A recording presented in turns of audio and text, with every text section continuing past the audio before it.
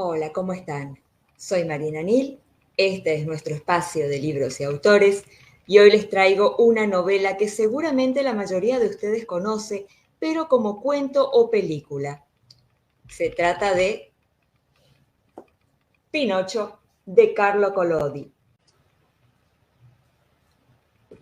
El cuento de Pinocho es muy conocido. El muñeco de madera, fabricado por un anciano carpintero que sueña con convertirse en un niño de verdad, pero no hace más que diabluras que acaban alejándolo más y más de conseguirlo.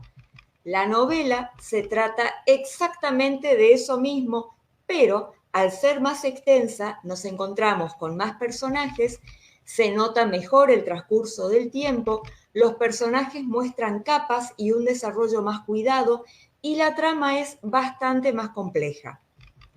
En la novela, al trozo de madera que hablaba como un niño, lo encuentra el maestro carpintero Cereza, que se lleva tremendo susto y entonces se lo regala a su amigo Geppetto, que tenía la idea de crear una marioneta que supiera bailar, hacer saltos mortales y manejar la espada. Desde el primer momento, Pinocho fue un dolor de cabeza. Travieso y mentiroso sería lo de menos, desobediente, caprichoso, temerario, malagradecido. Personajes que aparecen tanto en la versión cuento como en la película de Disney también forman parte de la novela. El grillo, relación que empieza con el pie izquierdo, el zorro y el gato, que le hacen mil trastadas, el hada azul, que tiene varias participaciones, no necesariamente las mismas ni en el orden que vimos en el cuento y la película. Y como dije recién, la trama de la novela es mucho más rica, más amplia y más compleja. Ocurren más cosas y conocemos mejor a los personajes.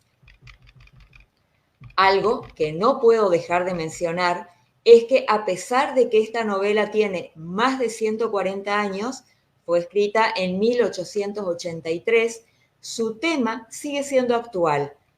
Desde que Pinocho toma la forma de un niño, lo único que quiere es divertirse, esquivar los problemas, que todo se resuelva de manera fácil y rápida, lograr mucho sin esforzarse, no le importa el sacrificio que está haciendo su padre por darle lo mejor, pasa por encima de quienes lo aconsejan bien, hace lo contrario de lo que le aconsejan y así le va.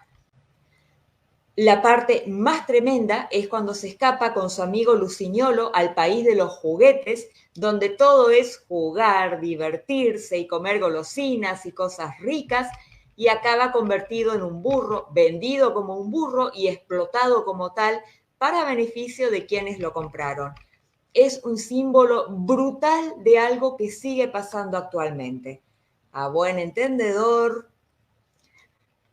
como muchos otros libros, al tener de protagonista a un niño, si bien no es un niño de verdad, de carne y hueso, sí se comporta como tal, y tener tantos elementos fantásticos como el trozo de madera que habla, el grillo que aconseja, un zorro y un gato que también hablan y hacen maldades, un hada, encaja perfectamente como un libro infantil.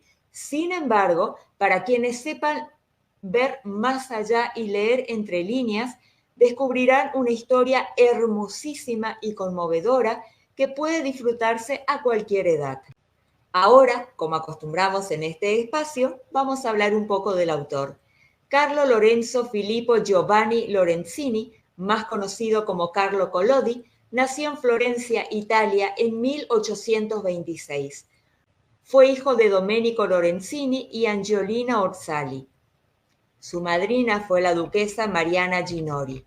Fue al colegio y al seminario, donde estudió filosofía y retórica, gracias a lo cual tuvo acceso a libros prohibidos por la Iglesia. Su primer trabajo fue en una librería, a los 18 años. A los 22 años, en 1848, combatió como voluntario en la batalla Curtatone y Montanara contra los austríacos.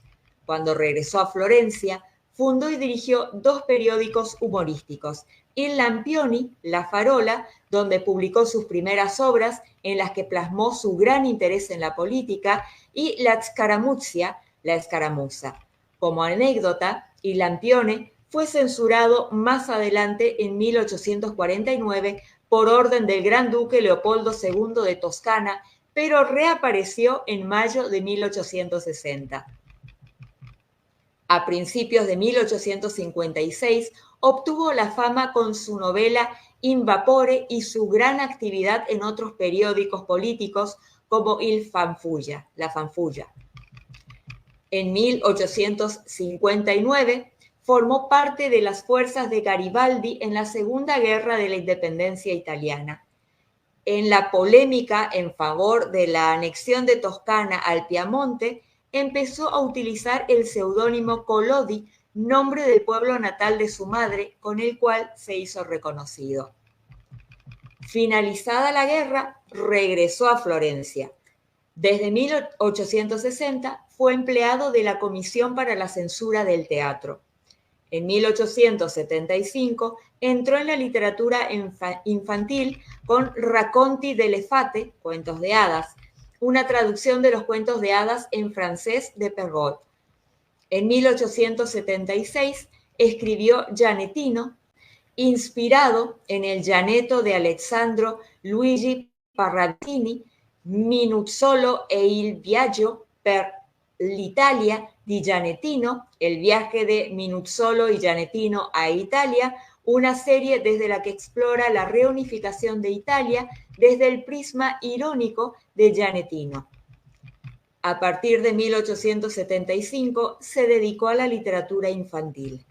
Por un lado, como narrador de cuentos tradicionales, publicó una traducción muy libre de los cuentos de Charles Perrault y otros autores franceses, y por el otro, componiendo libros educativos que eran protagonizados por este Gianettino.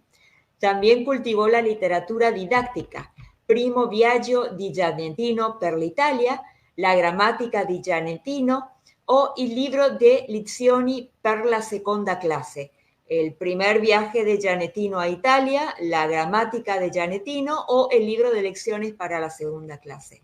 Aunque ninguna de estas obras logró superar, ni siquiera igualar, a la historia de su célebre muñeco de madera, que acabó siendo una obra maestra de la literatura infantil mundial. A Pinocho, Storia di un Boratino, Historia de un títere, como se tituló al comienzo, la empezó a escribir en 1880 y fue publicado semanalmente en Il Giornale dei Bambini, el primer periódico italiano para niños. Lo entusiasmaba utilizar un carácter amigable para expresar sus propias convicciones mediante alegorías. Pinocho acabó siendo una de las más célebres obras de la literatura infantil. El estilo del relato, con una lengua vivaz y directa, contribuyó en gran manera a la trascendencia de esta extraordinaria fábula moderna. Lo que poco se sabe es que a este trabajo lo prolongó casi a desgano entre julio de 1881 hasta enero de 1883, a instancias de Ferdinando Martini, que en 1880 dirigía el Giornali per i Bambini y, según se dice, también para poder saldar deudas contraídas en el juego. Posteriormente, Pinocho fue publicado en un volumen en Florencia en 1883 con ilustraciones de Enrico Mazzanti, y su título había cambiado a Las aventuras de Pinocho, historia de un muñeco. El libro tuvo tanto éxito que hubo muchísimas ediciones, de las cuales hay que destacar la de 1911, ilustrada por el pintor Attilio Musino, quien estableció la representación visual del muñeco hasta la adaptación cinematográfica de Walt Disney en 1940, bastante alejada de la significación del original. Pinocho, que se tradujo a todas las lenguas, trata un tema universal: cómo se forja y aprende una personalidad a través de las experiencias. Tras varias pruebas y alternativas entre el bien y el mal, y con el auxilio del hada de los cabellos turquesa, el muñeco encuentra a su perdido padre y se logra convertir en un niño de verdad. Otra curiosidad es que se han señalado paralelismos entre Pinocho y Peter Pan, de James Matthew Barrie, pues ambos representan el tránsito a la vida adulta. En el caso del primero, algo deseado. En el caso de Peter Pan, algo rechazado. En 1887, Carlo Collodi trazó otros argumentos semejantes para su Story Alegre, Historias Felices, pero el intento no alcanzó el nivel de su inesperada obra maestra. Aparte de Pinocho, Carlo Collodi escribió algunas comedias que no estuvieron a la misma altura. Gli amici di casa, L'onore del marido, Amigos de la casa, El honor del marido, el oscuro drama Anna Puntalenti, dos novelas insulsas según los críticos, un romanzo in vapore e il misteri di Firenze, una novela en vapor y los misterios de Florencia, y algunos bocetos de vida ciudadana mejor logrados. Collodi murió en Florencia en 1890 a los 63 años de un ataque cardíaco. Espero que les haya gustado esta recomendación y los motive a buscar este autor y sus libros. Yo me despido hasta la próxima. Chau, chau.